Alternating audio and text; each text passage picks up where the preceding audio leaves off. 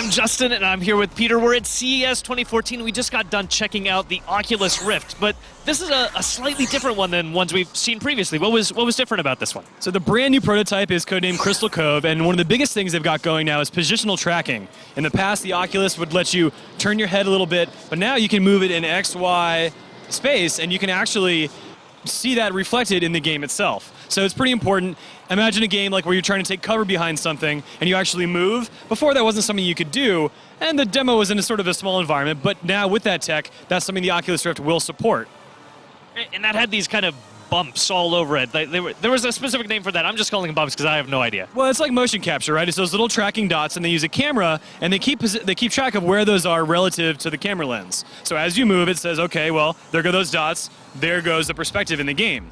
One of the other things they added is a new, what they're labeling as improved persistence. Pixels now flick on and off, and it's sort of it's a different way of buffering a frame. So in the past, when you would say strafe left and right, or rather turning your head left and right, or looking at text, it would look kind of blurry, but things are a lot more sharper now, especially when you're pivoting in space. And for me, this is the first time that I've tried it out. I have not had the earlier versions of this, which didn't work quite the same way.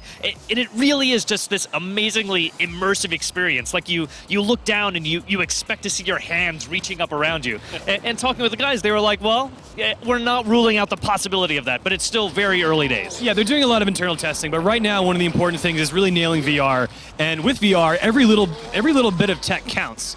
And they equated it to building a house of cards. And everything that they're adding, including the improved persistence and the positional tracking, is just adding another card to that house and getting it bigger and bigger until you have the full realization of the product. So while it'd be great to have shoulder tracking and all these individual digits moving in the game, it's still a ways off. They're still working really hard to get this finished. And the Crystal Cove prototype that they showed is very fragile. It's like 3D printed display with these little things added onto it.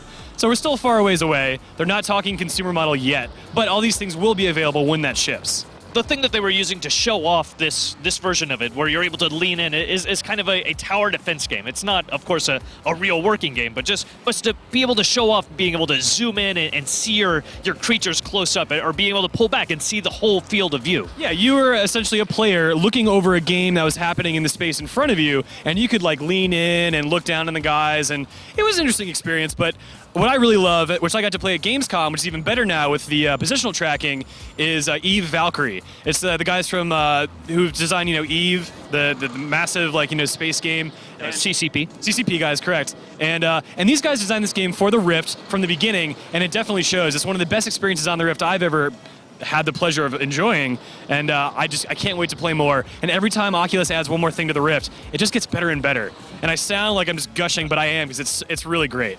Yeah, that sense of speed as you're going down the tunnel, it's like you're actually flying. It's this weird out-of-body experience, but it's so cool. I really can't wait to see the next iteration, or even the actual final version of this once they start coming out with it. It is definitely very cool, very future tech. Yeah. We're going to see more at GDC. So for now, thanks, Justin. Thanks, Peter. Stay tuned to GameSpot. Plenty more CES coverage to come. We got 2 more days of the show left to cover. Follow us on Twitter and Facebook and YouTube. More to come. Stay tuned.